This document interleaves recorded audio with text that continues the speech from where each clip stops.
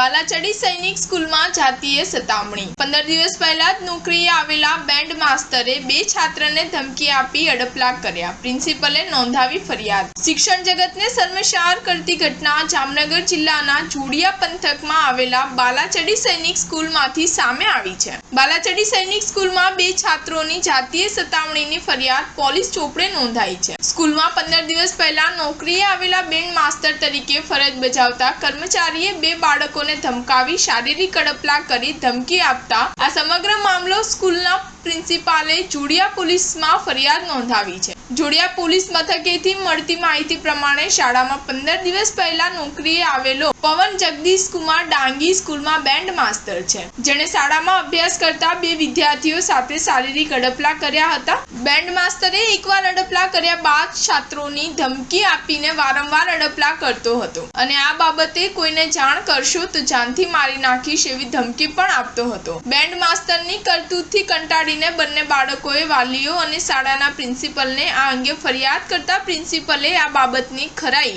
કરતા બેન્ડ માસ્તરની કરતૂતનો ભાંડો ફૂટ્યો છે, જેથી પ્રિન્સિપાલે તાત્કાલિક બેન્ડ માસ્તર સામે જોડિયા પોલીસમાં ફરિયાદ દાખલ કરાવી છે. સ્ટાર ન્યૂઝ 7 હંમેશા સચ્ચાઈની સાથે.